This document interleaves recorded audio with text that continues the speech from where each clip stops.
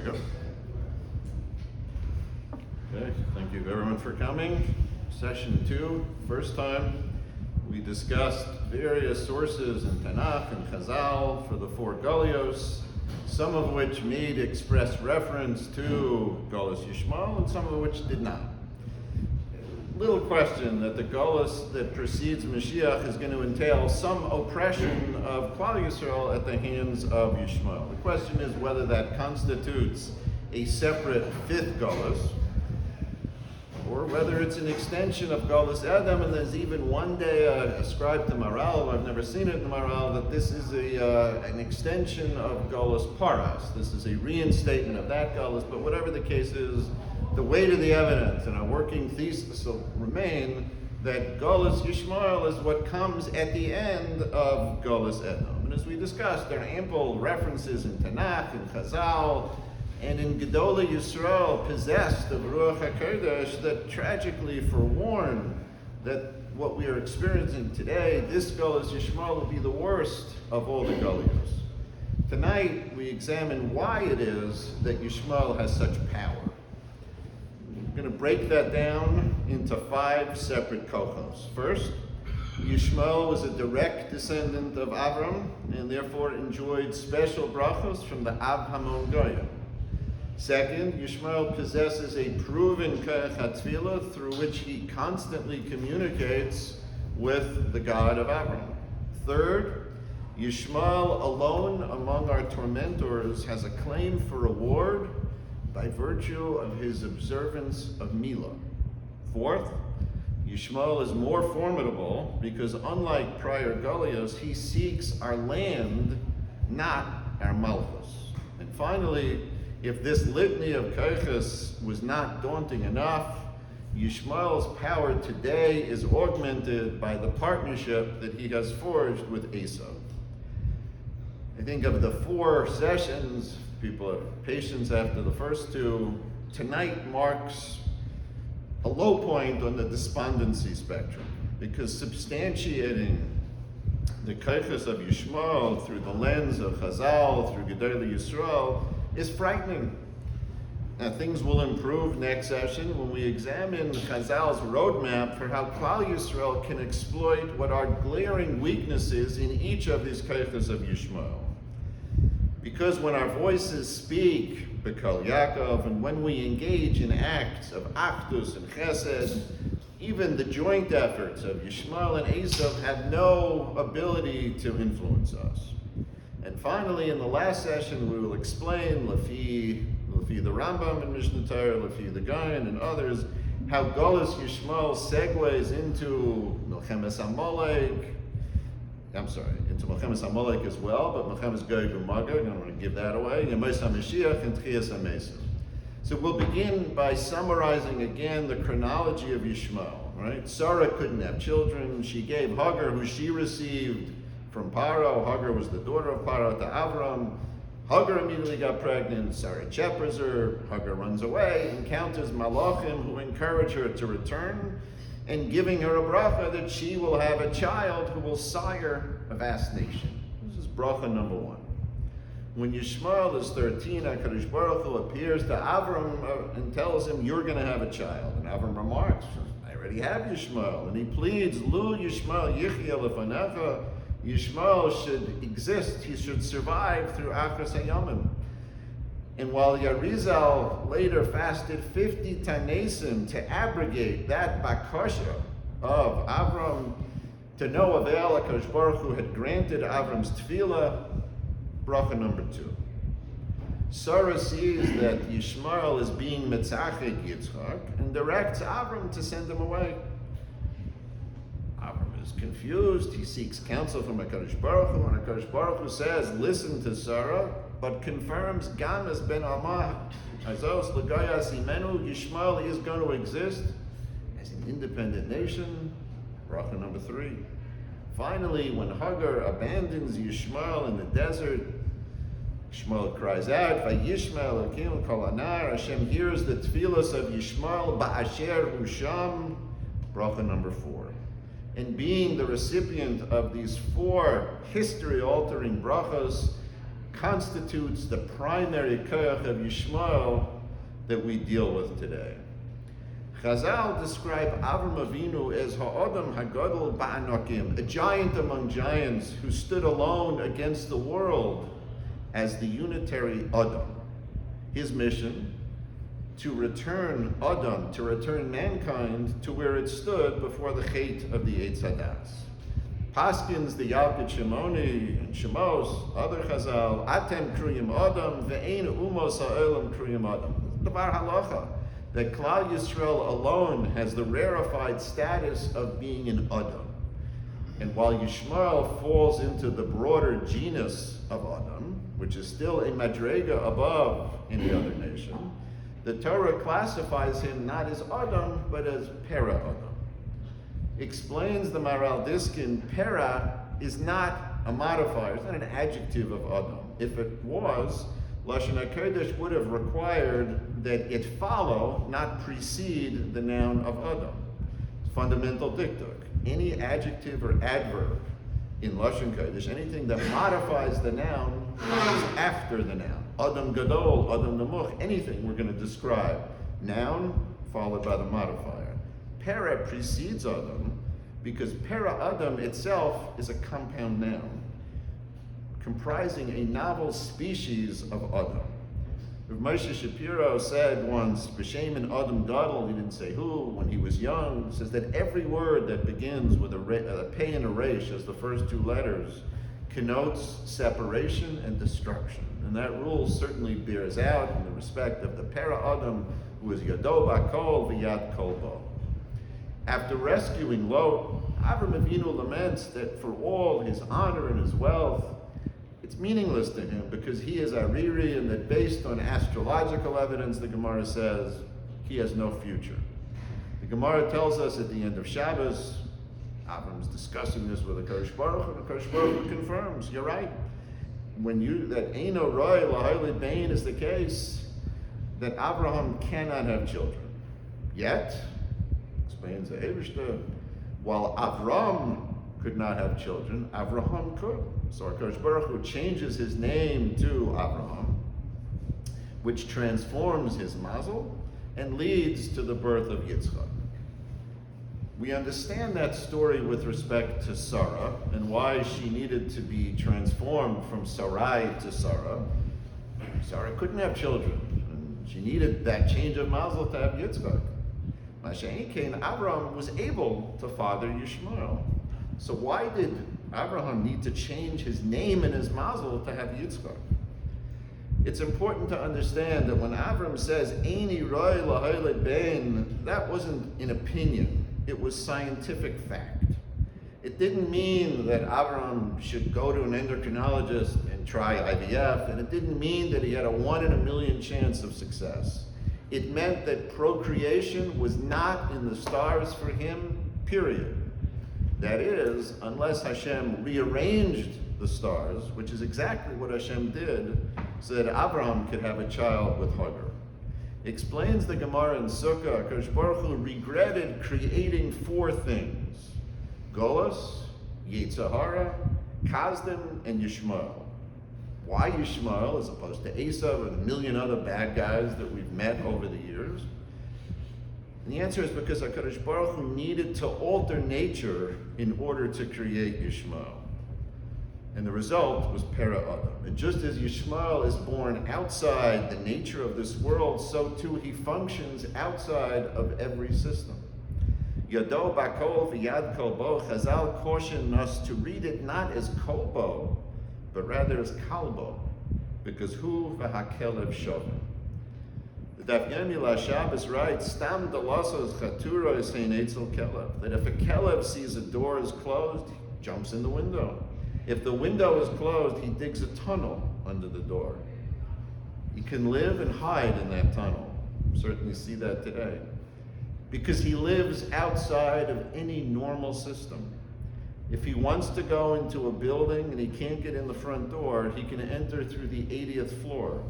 And he could applaud himself for it, as he did on 9/11.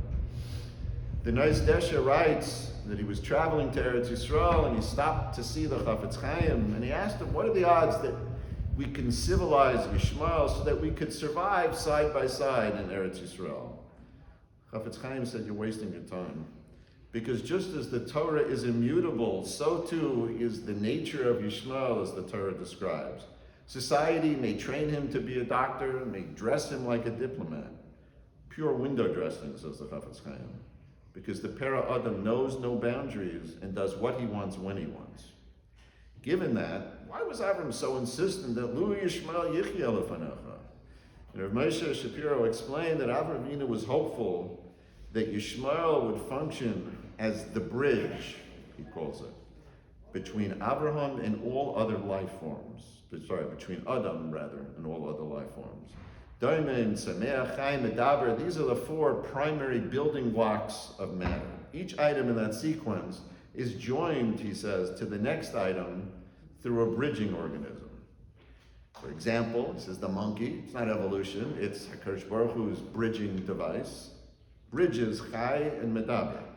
Just as he says, Targum bridges Lashon Kodesh and secular languages, and Eivor Yarden bridges Eretz Yisrael and Chutz La'aretz. And Avram's hope was that Yishmael, the Para Adam who believed in the unity of God, and that's a key consideration in all of this, unlike Edom and all other Ovdei Avodah Zarah, would bridge Klal Yisrael and the Umos Ha'olam, facilitating their potential entry Tachas Kanfei Yashchina. And so HaKadosh Baruch Hu vested Yishmael with selected koiches of Adam, even though he was a Para Adam, that is possessed by no other nation. And that's the first koyach, the koyach through the brachos, that he is a form of Adam. Second koyach is the koyach HaTfilah. Hagar is evicted from the Beis Avram and believes that Yishmael is going to die in the desert. So what does she do?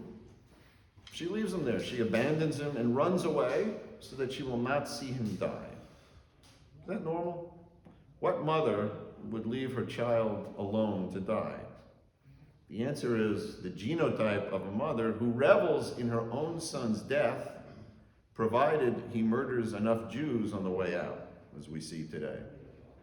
The Medrash relates that Hagar leaves him in or near the place in the desert where the Malachi Elokim appeared to her 15 years earlier.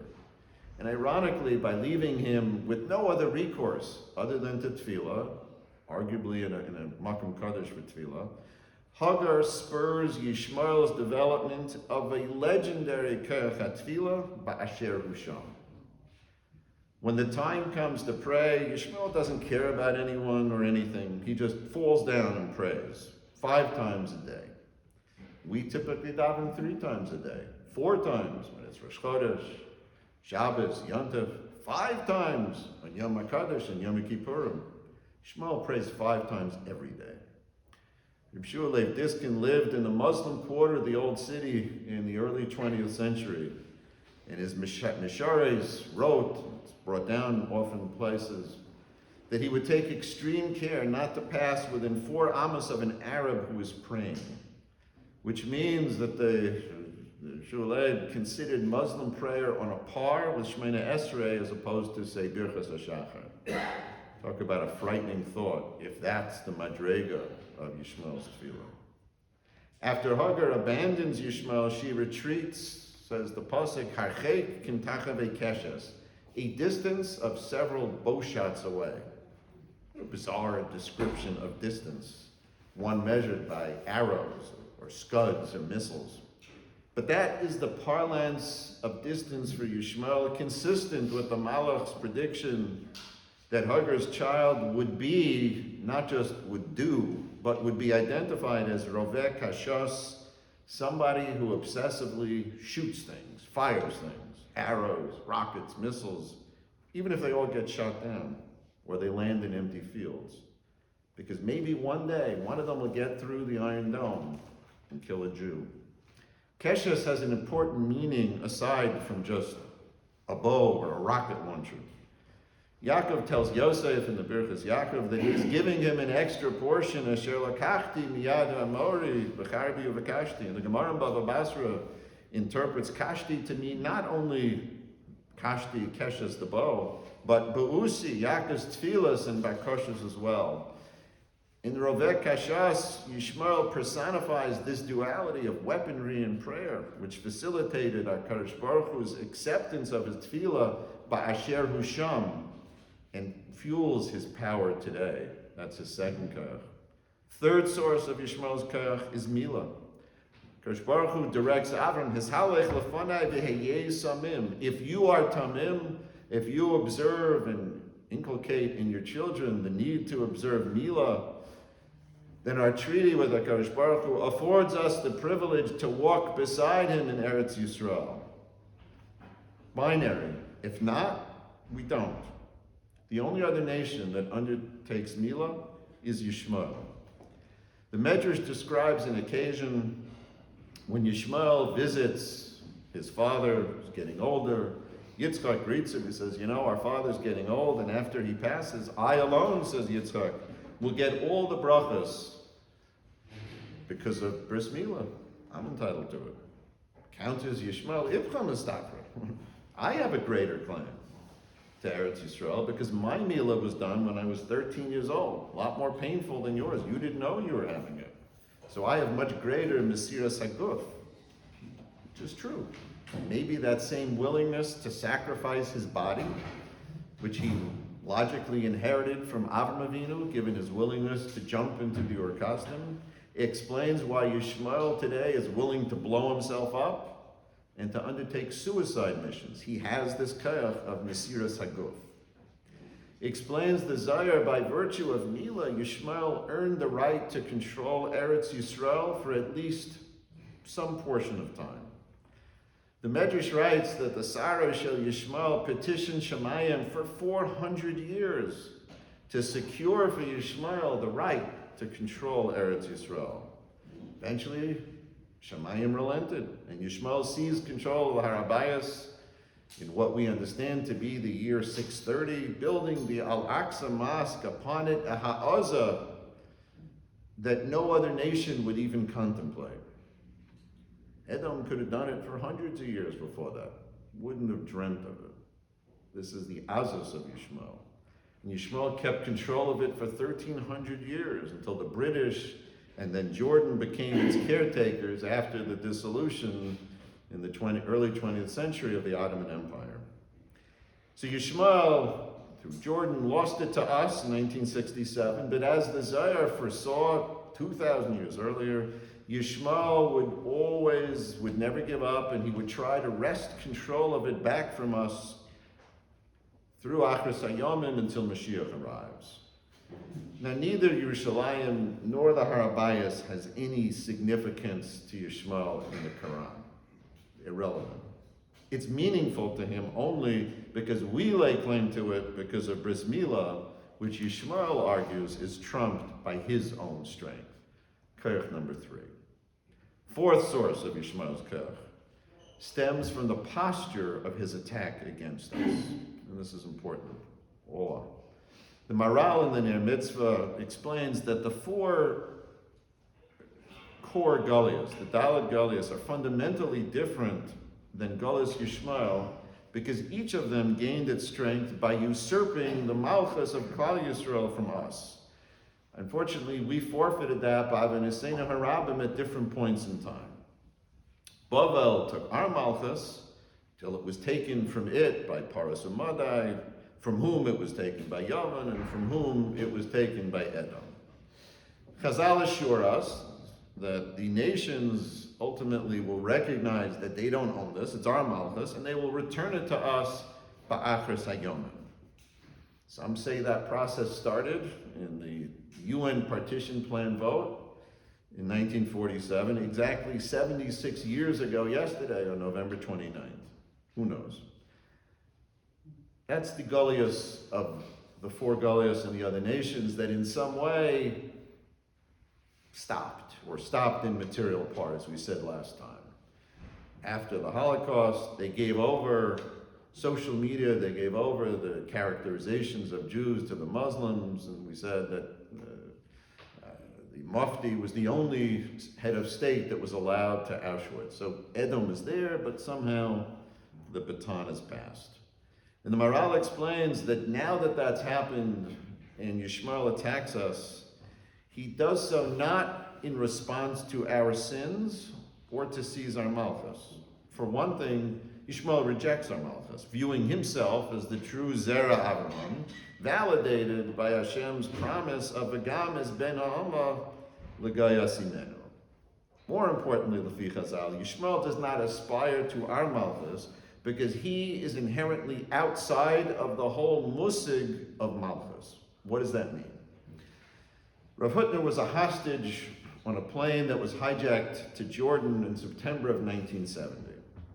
After weeks of deprivation and fear, the hostages were released right before Rosh Hashanah.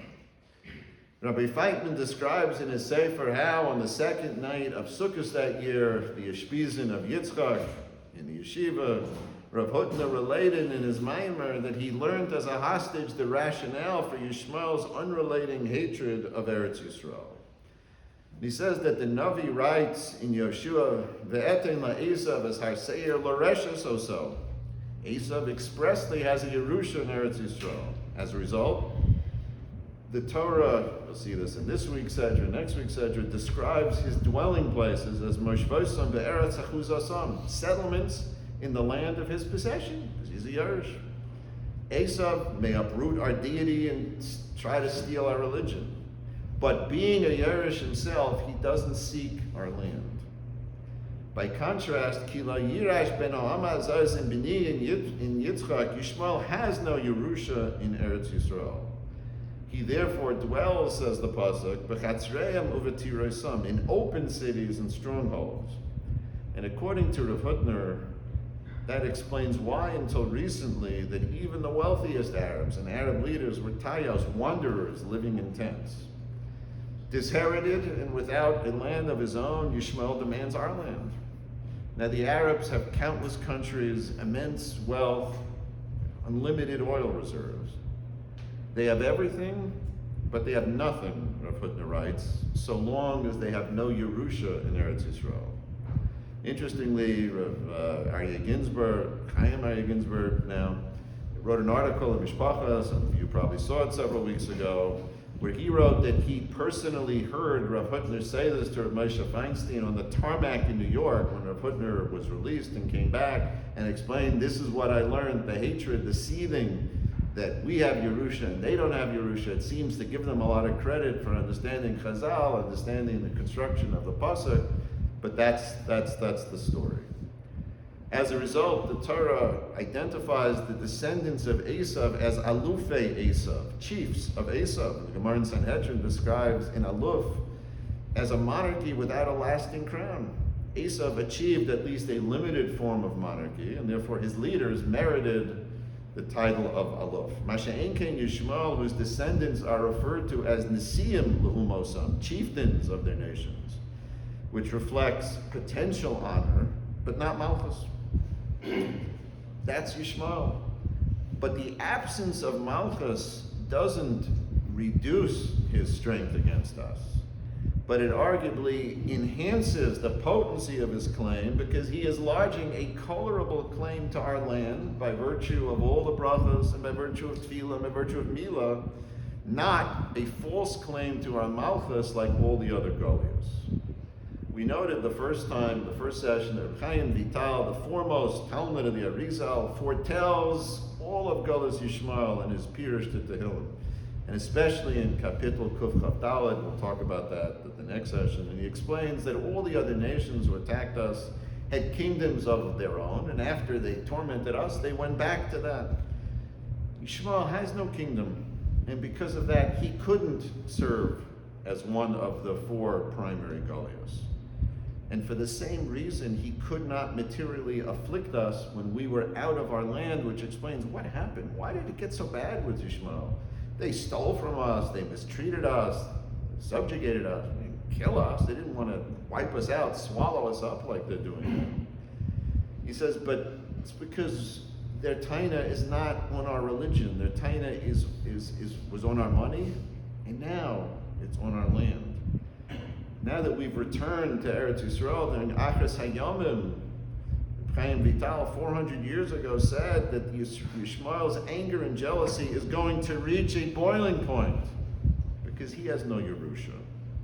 And he foresaw that Yishmael would attack us through unimaginable means, never perpetrated against us by other nations, and obviously, sadly, we've seen that. And he derides the popular belief, which was prevalent at that time. Imagine, these were just tent dwellers, shepherds, that Yishmael was weak or was primitive. And he describes Yishmael as a nation with a singular focus, and we certainly see that today. Fortunately, focus is our destruction, that bides its time and is frighteningly dangerous. The fifth and final source of Yishmael's strength today is his covenant with Esau. When Yaakov set out for Lavan to establish Klal Yisrael, Esau made a beeline for Yishmael. Chazal explained that Esau heard Yitzchak's instruction to Yaakov about avoiding the women of Canaan. Esau heard that, understood it, was worried that his two wives were disliked by Yitzchak and by Rivka. So what does he do? He sets out to Uncle Yishmael to take Machalas as his third wife. Really? Because of kibbud of aim? He didn't divorce his other two wives that they didn't like, and he didn't exactly marry the daughter of Rabbi Yisrael Salanter, as I heard Rabbi Goldrich once described 20 years ago. Leah's eyes were red from crying that she would fall into Esav's hands. Esau goes to Machalas, and she runs happily to the chuppah. Tells you probably what she's about. Is that the wife that's going to make Yitzchak happy and going to make Rivka happy? Explains the Hayamim HaKadosh in the last kapitel on last week's Sedra. Yitzchak's dislike of Esav's wives troubled Esav only insofar as the brachas he received from Yitzchak might not be chal on their children. And to remedy that, he sought to have children from a union between himself and Yishmael, so that Yishmael and Esav together could overwhelm Klal Yisrael by aggregating in one place the brachas from Avram that Yishmael received and the brachas from Yitzchak that Esav received. The Haftarah on Shabbos Chazon compares the nations of the world to animals because each expresses a certain power. True of the nations in the four Goliaths: Bavel to a lion, Persia to a bear, Greece to a tiger, Edom to a bull. Yishmael, while a para Adam in a different category, is still compared to a donkey. Avram Avinu told Eliezer, Shvulach and Poem, Achamar, and Rashi interprets based on the Gemara, Am Hadayim L'Chamar. Why a donkey? Because Hagar was Egyptian, and Yecheskel and the Navi compares Mitzrayim to donkeys. And that explains a lot. It explains to us why, of all the possible combinations of animals, the lav of Kilei Behema is limited to Leisachresh, Bishar, Uvachamar, Yachdav. Because the combination that we would face from the shore of Edom and the chamor of Yishmael, as we see in the time of Acharis Hayamim, is especially deadly. And Chazal explained that the prelude to the final Golus will mirror the prelude to the first Golus. Golus Mitzrayim launched when Yosef's brothers sold him into servitude. When they raised him from the bar, they saw Orchos Yishmaelim Ba'a Mikilad, caravans of Yishmaelim carrying various fragrances. And Chazal write that they also carried oil, but Hashem didn't want Yosef to smell the oil, so it was miraculously transformed into other fragrances as well. Is that the miracle that Yosef needed? Think about the context. Yosef is orphaned in his youth, hated by his brothers, thrown into a pit teeming with snakes and scorpions, sold for 9 pairs of shoes, resold by Midyanim to Potiphar Sar HaTabachim, Paro's executioner, the Heinrich Himmler of his era, and tossed into prison with the worst Egyptian mafioso. Somehow Yosef survived all of that. Didn't need a miracle for that. But the smell of oil would have been too much for him? Does that make any sense? The answer is it probably does. Because HaKadosh Baruch Hu was protecting Yosef at that time from the combination of Yishmael and oil. If Yishmael did not have oil, he would have no geopolitical relevance today. He would have no weaponry, and he would have no ability to influence world opinion by funding hate groups, social media, or TikTok reels. The combination of Yishmael and Esav is not intuitive. There was nothing but animosity between them since the beginning of time. Why did that change in this century? Other than the fact that this was part of HaKadosh Baruch Hu's plan, of course. But Akash Baruch Hu did that by seeing fit to grant Yishmael the world's largest supply of petroleum, a crucial resource that Esav could not live without. After the Akedah, the Malach Elokim blesses Yitzchak, the Yirash Zaracha, Eis Shar Aivav, we discussed a couple weeks ago, known. Aivav in this context refers to Yishmael because Esav was not yet born.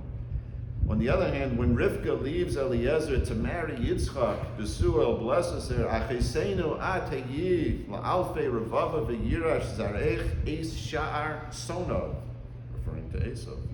Explains the Rabbeinu Bachya at the end of Devarim, the Torah is referring to two different enemies. Oyev is Yishmael, Soneh is Esav. Soneh is a lot better. With a Soneh, it's possible to pacify him, as Yaakov does to Esav. May have Rachmanos. An Oyev like Yishmael, when he is breathing fire, is implacable. Worse still, when Esav married Yishmael, Oyev and Soneh became one and the same. And that, this combination of Oyev and Soneh, Alevecha, Yalsenecha, Asher Redafucha, that is the frightening enemy that we face today. But hope is not lost, because there are defined pathways that Chazal give us for overcoming each of these 5 purposes of Yishmael that we described today. And Be'ezus Hashem, we will examine each in turn when we reconvene next.